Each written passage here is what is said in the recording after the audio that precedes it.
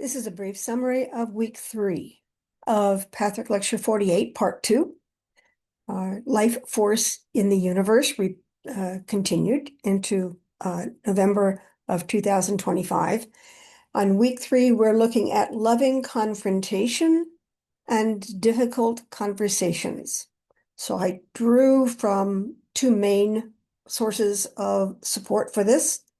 One is the 5th chapter of The Path to the Real Self, which was technically written by Eva Parakos, but is identified as having been written by the guide in the language and how it's phrased and so forth. It's as if once going into that frame of mind, she slipped into the guide,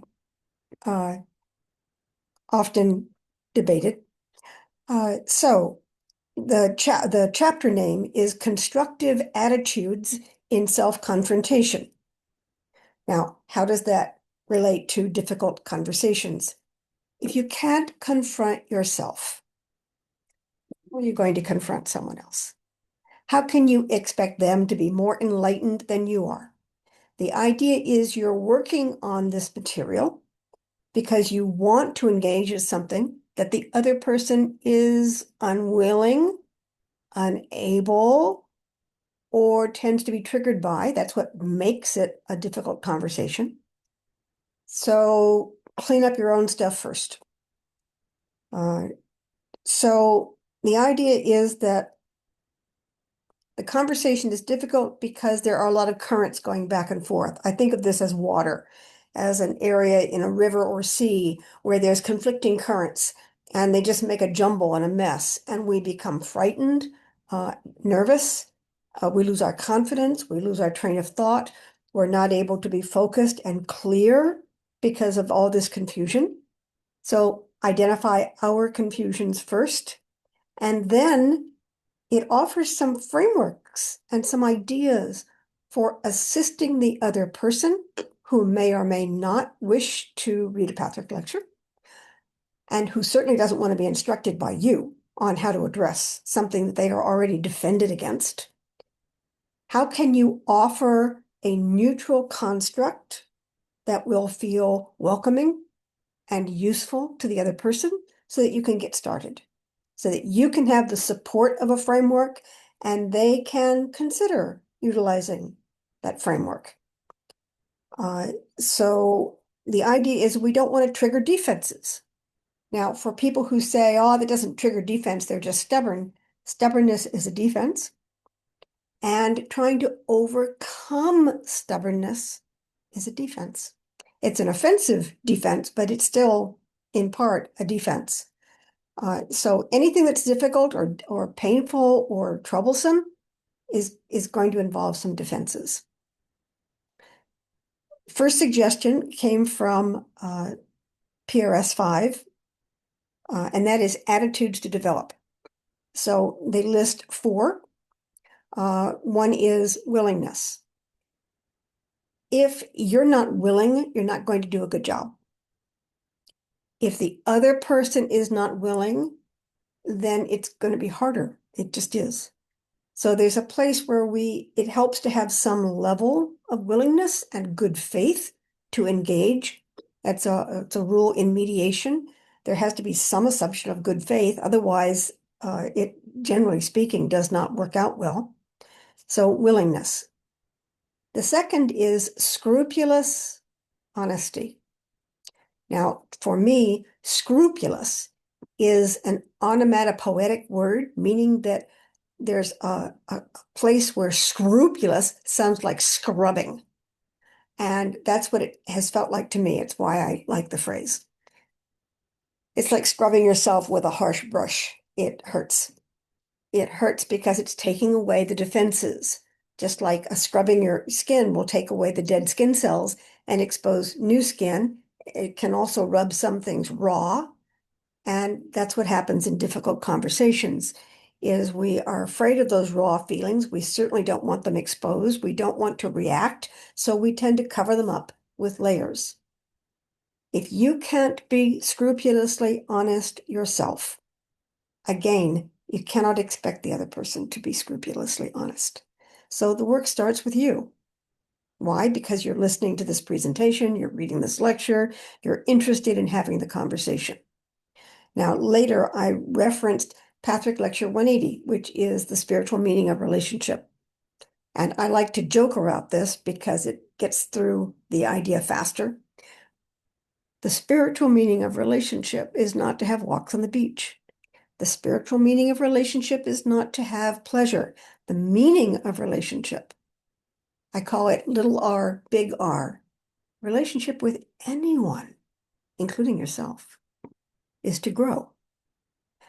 Pleasure comes from the possibility of growth, the hopes, the dreams about growth, and the reality of growth. When there is no growth in a relationship, it tends to go toxic or sour. There's an intuitive knowing in people that this is just a barter or a transaction or a way to get something they need. And doesn't have the sweetness that pleasure has. And real pleasure is founded on knowing that you're going on a productive path, that you're in a loving environment, that you have the chance to make it a more loving environment, that you have the hopes to resolve some issues. That's what real pleasure is. Short-term pleasure is give me a drink, give me a sandwich, give me some money. But there's no oomph in that. Or if there isn't an oomph in that, it falls flat fairly easily. So scrupulous honesty is required. And it's not easy in relationships.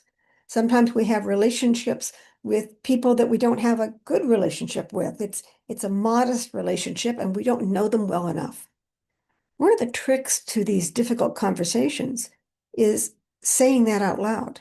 I call it disarming yourself. There's a biblical phrase, um, to beat one's plowshares, to beat one's swords into plowshares. Beat your arms, your weaponry, into plows, materials for tilling the earth and feeding your people. The trick is, and I felt this from a very early age, great idea. Who's going to do that first? Who is going to disarm themselves and believe that the other person will also disarm rather than simply at that point conquer them? So it's a little bit of a negotiation process. I'm suggesting that you might want to make the first move by disarming yourself instead of making yourself look wonderful and together. And I have all my facts in front of me and let's look at this, which is a weakness of mine.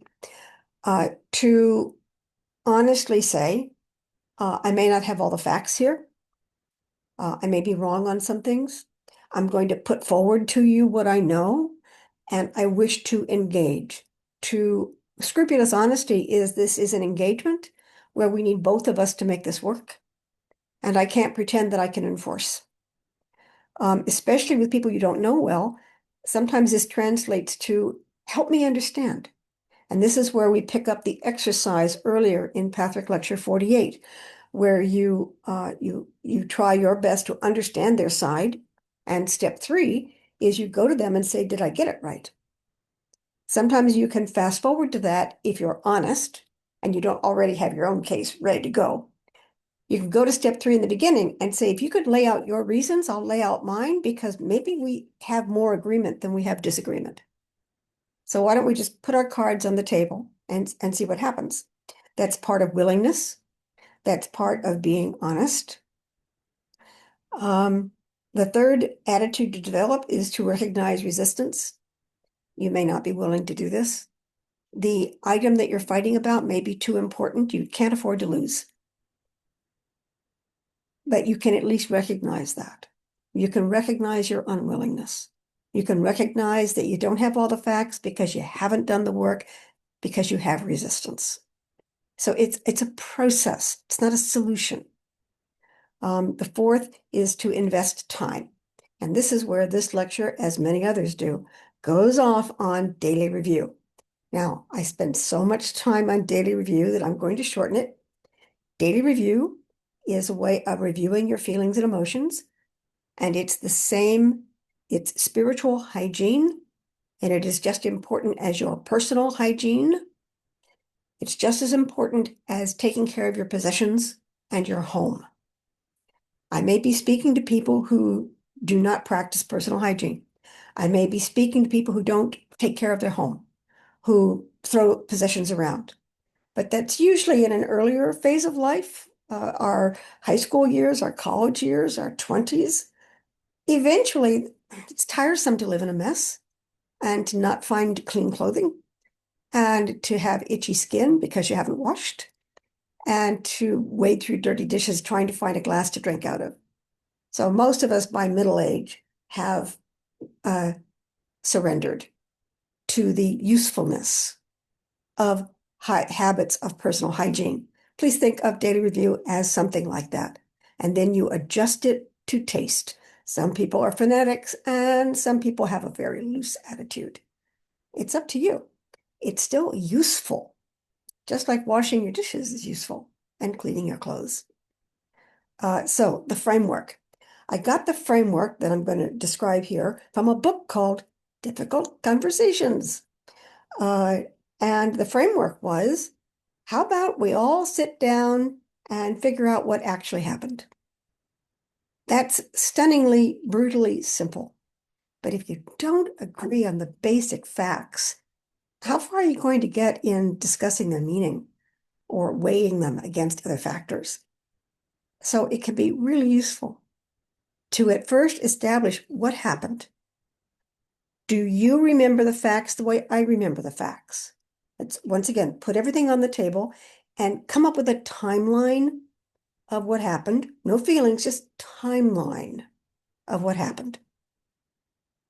And or a compromise format that includes some variation. Secondly, how each individual felt. And for this, you're going to have to allow that they felt radically different and that their feelings are charged because they've got other stuff going on. It's reality. But you're going to have to find out how they felt about it to understand why they took their position. Because a position that sounds technically rational can be built on some pretty irrational feelings. You may not be able to fix those, but at least you'll have heard part of them. So, what happened, how each individual felt, and then what does this situation mean to each individual? What may sound to me like cleaning my desk may sound to someone else like enforcing my sense of order in their personal space.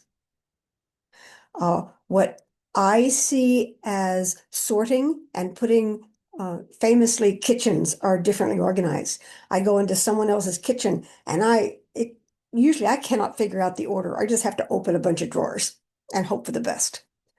I find kitchen organization to be rather unique to the individual. And if I lived there, I would move stuff. So I remember I lived with my daughter during a transition period when I first moved to New York. And she said, make yourself at home and reorganize. And so I did. And of course, she hated it because the forks don't go on that side, the forks go on this side. So one of us had to learn to reach on the other side of the drawer. I know that sounds banal, but it does underlie a lot of larger issues. The feeling that we can't figure out what's going on because our lives are ordered by somebody else's structure, and this is the last straw. So it makes the famous relationship question of who left the tube cap off the toothpaste. That's why that becomes so important. It's the last straw. See if you can unearth a little bit about what the situation means.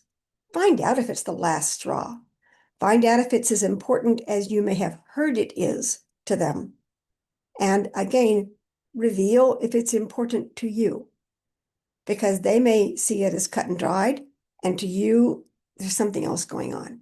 So that's a framework for just establishing what's going on here. Then what I suggest is I find the concept of duality in Patrick Lecture 143, a massive umbrella that can cover darn near any situation, meaning that the name of the lecture is Unity versus Duality, Duality versus Unity. And it talks about the truth in spirit is unitive, but on this planet, it's either on my table or it's not on my table. It's either liquid or solid. It's either mine or yours or ours. So the idea is there's a dualistic reality because I'm bounded by my skin, whereas in spirit we are energy and there's no boundaries, so we don't have to worry about it. It is useful to take a situation first with yourself and take a piece of paper, best tool in the universe, piece of paper, draw a line down the middle. Put a heading on one side, life affirming. Put the heading on the other side, life threatening. Now, the problem with words is that doesn't always convey the meaning. So you may have to come up with various words. The life affirming is on some level life, and the life threatening is on some level, on our emotional, intuitive, instinctive level, it's death. Now, that translates to all or nothing. It translates to right and wrong. Right is always life affirming. And we don't realize how dualistic it can become. So if you use the analogy, which is probably not true, but it's folklore, that if you put a frog in water and you start to boil it, the frog won't recognize the slow increase of heat until it's so hot that it kills it, it boils it. That's how most human events unfold. We don't realize that we are reactive to a situation until it reaches a certain point, and then we blow, we release. So to find out whether something triggers or could trigger a life or death knee-jerk response, list under the life affirming what aspects of this situation feel pleasurable and wonderful and freeing and whatever word works for you in the situation. And then on the life threatening side, list all the elements that feel constrictive, contractive, difficult, threatening, anything that has a negative connotation of any kind. I call this cranking up the contrast. The subtleties will trap you. The subtleties will keep you tangled. So crank it up and make it life or death. And keep it as simple as I want it, I don't want it. Because there's some mechanism that will always lead us to want life. The problem is we may have misdefined what life is. And my perennial reference to that is Shakespeare's play Romeo and Juliet. They didn't want to die. What they perceived was continuing to live was a form of death. And so they gambled. They gambled that in physical death, they might be able to unite in spiritual life. They didn't kill themselves. They sought life. If we misdefine what life and death are, we may not look at that clearly. So it's important to verbalize over and over again in the Patrick lectures. The guide says, verbalize it, talk about it, say it to someone else, hear yourself think. Get these thoughts into the conscious mind so that you can recognize them. And then you can see whether they're constructive, something you want, or something you're concerned about. So that's where duality is useful in this enterprise of having difficult conversations. The last 2 points are that, again, in Patrick Lecture 180, Spiritual Meaning of Relationship, the guide says, and this is a very flat statement, which really rankles some people, including me when I was new at this. He says, the person who is more spiritually advanced is going to lead. And there's a tendency to see that as superior, inferior, – instead of being brutally simple about it. If you can see a situation and understand it, and the other person cannot see it or cannot understand it, of course you're a de facto leader. Now, in real life, you think you see, they think they see. So we have to be, again, scrupulously honest here, and we have to be willing to give some ground to I'm taking my side versus attempting to find neutrality. But the result is that someone who even seeks to defuse a difficult conversation is seeking a deeper level of love and understanding than the other person may be seeking. And therefore, in that moment, they are more aligned with spiritual law than the other person. And so you'll hop back to the more spiritually developed person, even if it's by that much. Of course, they lead. Now, another way of saying this is the blind, the people who can see will lead the blind. The trick to that is that there are given situations where a blind person is far better capable of leading. I remember a science fiction story where darkness descended and the blind people became the leaders because they understood darkness and everybody else was upset or disoriented by it. So it's important to constantly refresh these ideas and to see how they fit a given situation. And my last point is a reference to AD6, Additional Document 6, which is the stages of commitment.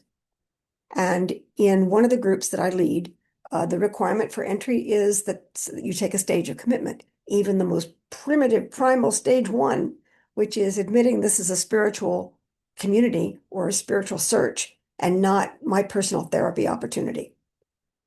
And yes, there will be therapy, there will be opportunity, but to understand that this is going to be a bit bigger. Another way to understand that is that studying the Patrick lectures is not psychology. It includes psychology, but that's not its aim, it's not its goal.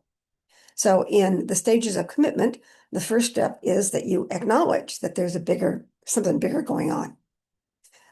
Then in stage 2, which is a scary stage, you acknowledge that you may need to have difficult conversations with other people for the sake of love, because you love them, or because you love spiritual law, you love truth, and there's some falseness here and you want to clean it up.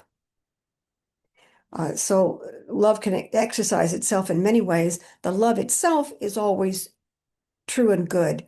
How it expresses itself can become entwined in an agenda. And that's why I brought it in for those 2 points. One is to even listen to this particular conversation requires that you accept that there's a wider possible truth involved. It asks you to go outside your limited self-interest, your limited view, and to encourage the other to also broaden their horizon. And the second is that to have a difficult conversation is most helpful when your real agenda, your bottom line agenda is I want to create something true, I want to express truth, and I want to hear truth. And I will hear it even if it's not perfect. I will accept the human process. So, summary of Patrick Lecture 48, Part 2, Week 3, Loving Confrontation and Difficult Conversations. It's a lot of materials. And what I suggest to people is, look at what interests you. Look at which one, if only one, follow that. I tend to put out a lot of materials like a hostess at a party, and in my imagination, I don't do this in person. Like a hostess at a party, I want to put out 20 dishes and hope that people might like at least one. So enjoy. I hope you enjoy.